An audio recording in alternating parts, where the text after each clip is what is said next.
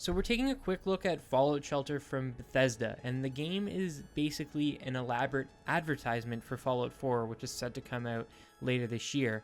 So most people would probably instantly think, especially considering that it's free to play, that it's a bad game, but that would be a huge mistake because it's pretty awesome. Part of why I think this game works so well is because of its controls.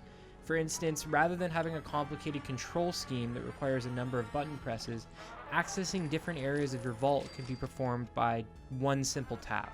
Once you've opened an area, you have a number of options of how you can interact with it. You can drop a character into it, which is extremely easy to do. Simply you just pick them up by sliding across the screen and you drop them where you want them to go, and they'll instantly walk to that location.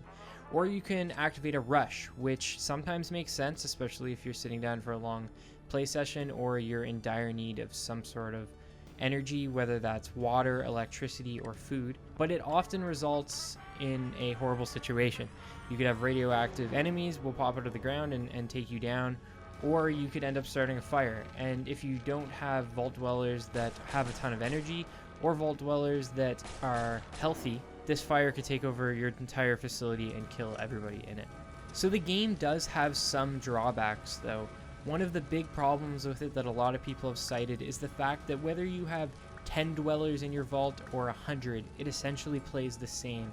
And at some point, it basically stops throwing problems at you.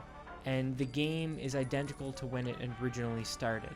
So while I've probably gotten about 8 to 10 hours of enjoyment out of the game, things plateau at a certain point and there won't be very much left to do. So you can send dwellers out into the wasteland to collect rare objects, and that extends the life of the game a little bit, but at some point there just isn't anything to do. You've maxed out the number of people you can have in your vault, which is 100. You've maxed out the area that you can build. You've upgraded everything. There's just nothing left, and it's not like the game is going to throw any additional challenges at you like, say, a SimCity title or other sim games, and that's something that I think Bethesda could have added to the game. Another great thing about the game is the microtransactions included in it aren't necessary. You can use them if you want to, but you don't have to, and generally they don't really add that much to the experience since Fallout Shelter is a relatively simple and easy game to play in the first place. But if you don't want to invest time into upgrading your characters and building up caps, you can buy a lunchbox, and that will give you access to a number of secret items as well as additional currency.